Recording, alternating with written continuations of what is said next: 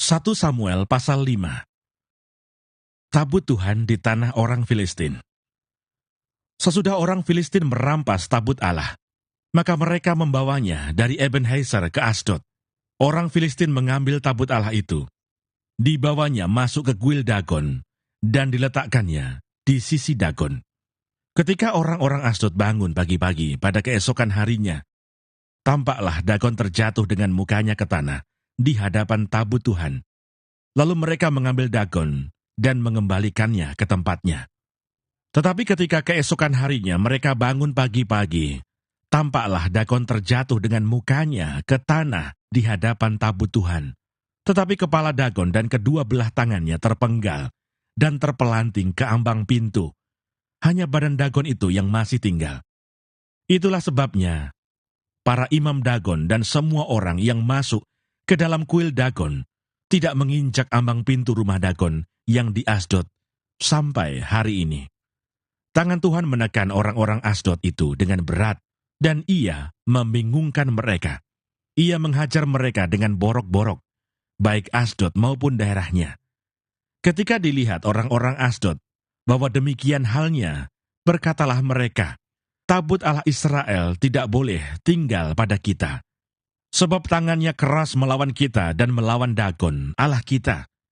Sebab itu mereka memanggil berkumpul kepadanya semua raja kota orang Filistin dan berkata, apakah yang akan kita lakukan dengan tabut Allah Israel itu? Lalu kata mereka, tabut Allah Israel harus dipindahkan ke Gad. Jadi mereka memindahkan tabut Allah Israel itu ke sana.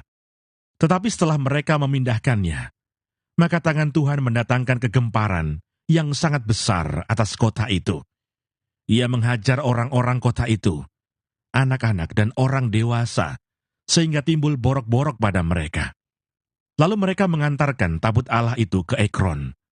Tetapi sesampai tabut Allah itu di Ekron, berteriaklah orang Ekron itu demikian, mereka memindahkan tabut Allah Israel itu kepada kita, untuk mematikan kita dan bangsa kita. Sebab itu mereka memanggil berkumpul semua raja kota orang Filistin itu, dan berkata, antarkanlah tabut Allah Israel itu, biarlah itu kembali ke tempatnya, supaya jangan dimatikannya kita dan bangsa kita. Sebab di seluruh kota itu ada kegemparan maut. Tangan Allah menekan orang-orang di sana dengan sangat berat. Orang-orang yang tidak mati dihajar dengan borok-borok, sehingga teriakan kota itu naik ke langit. 1 Samuel pasal 6. Tabut dikembalikan kepada orang Israel. Setelah 7 bulan lamanya, tabut Tuhan itu ada di daerah orang Filistin. Maka orang Filistin itu memanggil para imam dan para petenung, lalu berkata kepada mereka, apakah yang harus kami lakukan dengan tabut Tuhan itu?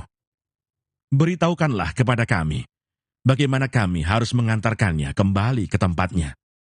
Lalu kata mereka, apabila kamu mengantarkan tabut Allah Israel itu, maka janganlah kamu mengantarkannya dengan tangan hampa, melainkan haruslah kamu membayar tebusan salah kepadanya.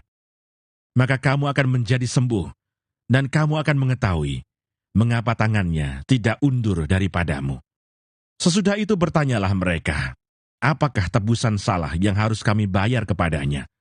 Jawab mereka, menurut jumlah raja-raja kota orang Filistin, 5 borok emas dan 5 tikus emas. Sebab itulah yang sama menimpa kamu sekalian dan raja-raja kotamu. Jadi buatlah gambar borok-borokmu dan gambar tikus yang merusak tanahmu, dan sampaikanlah hormatmu kepada Allah Israel. Mungkin ia akan mengangkat daripadamu, daripada Allahmu, dan daripada tanahmu, tangannya yang menekan dengan berat. Mengapa kamu berkeras hati, sama seperti orang Mesir dan Firaun berkeras hati? Bukankah mereka membiarkan bangsa itu pergi, ketika ia mempermain-mainkan mereka? Oleh sebab itu ambillah, dan siapkanlah sebuah kereta baru dengan 2 ekor lembu yang menyusui, yang belum pernah kena kuk. Pasanglah kedua lembu itu pada kereta, tetapi bawalah anak-anaknya kembali ke rumah, supaya jangan mengikutinya lagi. Kemudian ambillah tabut Tuhan, muatkanlah itu ke atas kereta, dan letakkanlah benda-benda emas yang harus kamu bayar kepadanya sebagai tebusan salah ke dalam suatu peti di sisinya, dan biarkanlah tabut itu pergi.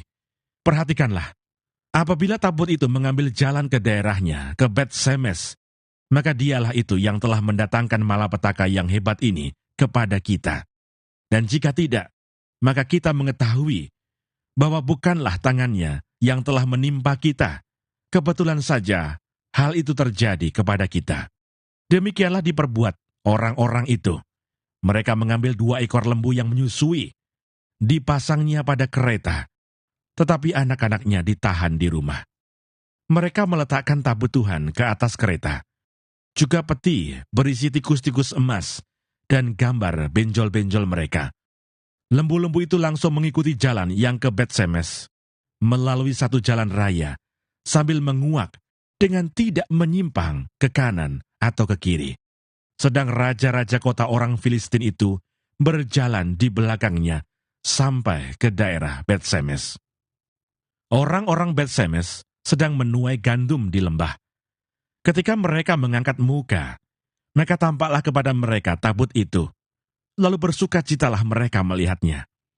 Kereta itu sampai ke ladang Yosua, orang Bet-Semes itu, dan berhenti di sana. Di sana ada batu besar. Mereka membelah kayu kereta itu, dan mereka mempersembahkan lembu-lembu sebagai korban bakaran kepada Tuhan.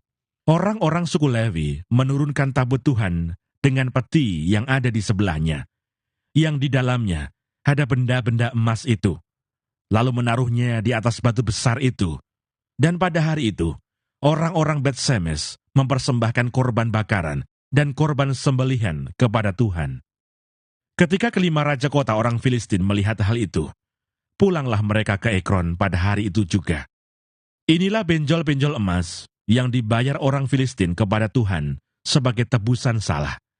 Dari Asdod 1, dari Gaza 1, dari Askelon 1, dari Gad 1, dari Ekron 1. Lagi tikus-tikus emas, menurut jumlah segala kota orang Filistin kepunyaan kelima raja kota itu, baik kota-kota yang berkubu, maupun dusun-dusun sekitarnya, dan batu besar yang di atasnya diletakkan mereka, tabut Tuhan, di ladang Yosua, orang Bet-Semes itu, adalah saksi sampai hari ini.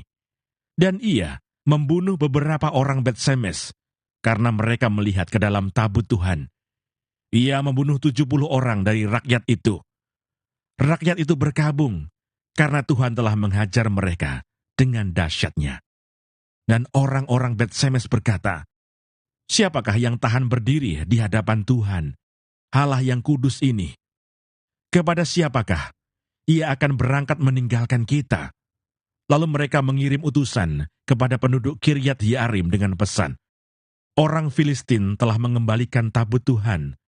Datanglah dan angkutlah itu kepadamu." 1 Samuel pasal 7. Lalu orang-orang Kiryat Yearim datang. Mereka mengangkut tabut Tuhan itu dan membawanya ke dalam rumah Abinadab yang di atas bukit. Dan Eleazar anaknya, mereka kuduskan untuk menjaga tabut Tuhan itu. Orang Filistin terpukul kalah dekat Mispa. Sejak saat tabut itu tinggal di Kiryat Yearim, berlalulah waktu yang cukup lama, yakni 20 tahun. Dan seluruh kaum Israel mengeluh kepada Tuhan. Lalu berkatalah Samuel kepada seluruh kaum Israel demikian, "Jika kamu berbalik kepada Tuhan dengan segenap hati, maka jauhkanlah para allah asing dan para Asitoret dari tengah-tengahmu, dan tujukan hatimu kepada Tuhan, dan beribadahlah hanya kepadanya. Maka ia akan melepaskan kamu dari tangan orang Filistin." Kemudian orang-orang Israel menjauhkan para Baal dan para Asitoret, dan beribadah hanya kepada Tuhan. Lalu berkatalah Samuel, "Kumpulkanlah segenap orang Israel ke Mispa, maka aku akan berdoa untuk kamu kepada Tuhan." Setelah berkumpul di Mispa, mereka menimba air dan mencurahkannya di hadapan Tuhan. Mereka juga berpuasa pada hari itu dan berkata di sana, "Kami telah berdosa kepada Tuhan." Dan Samuel menghakimi orang Israel di Mispa. Ketika didengar orang Filistin bahwa orang Israel telah berkumpul di Mispa, majulah raja-raja kota orang Filistin mendatangi orang Israel. Serta didengar orang Israel demikian, maka ketakutanlah mereka terhadap orang Filistin. Lalu kata orang Israel kepada Samuel, "Janganlah berhenti berseru bagi kami kepada Tuhan, Allah kita, supaya ia menyelamatkan kami dari tangan orang Filistin itu." Sesudah itu Samuel mengambil seekor anak domba yang menyusu, lalu mempersembahkan seluruhnya kepada Tuhan sebagai korban bakaran. Dan ketika Samuel berseru kepada Tuhan bagi orang Israel, maka Tuhan menjawab dia. Sedang Samuel mempersembahkan korban bakaran itu, majulah orang Filistin berperang melawan orang Israel. Tetapi pada hari itu, Tuhan mengguntur dengan bunyi yang hebat ke atas orang Filistin dan mengacaukan mereka, sehingga mereka terpukul kalah oleh orang Israel. Keluarlah orang-orang Israel dari Mispa, mengejar orang Filistin itu, dan memukul mereka kalah sampai hilir Betkar. Kemudian Samuel mengambil sebuah batu, dan mendirikannya antara Mispa dan Yesana.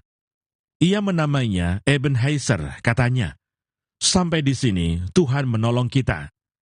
Demikianlah orang Filistin itu ditundukkan dan tidak lagi memasuki daerah Israel. Tangan Tuhan melawan orang Filistin seumur hidup Samuel, dan kota-kota yang diambil orang Filistin daripada Israel kembali pula kepada Israel, mulai dari Ekron sampai Gad. Dan orang Israel merebut daerah sekitarnya dari tangan orang Filistin. Antara orang Israel dan orang Amori ada damai. Samuel sebagai hakim. Samuel memerintah sebagai hakim atas orang Israel seumur hidupnya. Dari tahun ke tahun, ia berkeliling ke Betel, Gilgal, dan Mispa, dan memerintah atas orang Israel di segala tempat itu. Lalu ia kembali ke Rama, sebab di sanalah rumahnya, dan di sanalah ia memerintah atas orang Israel. Dan di sana ia mendirikan mezbah bagi Tuhan.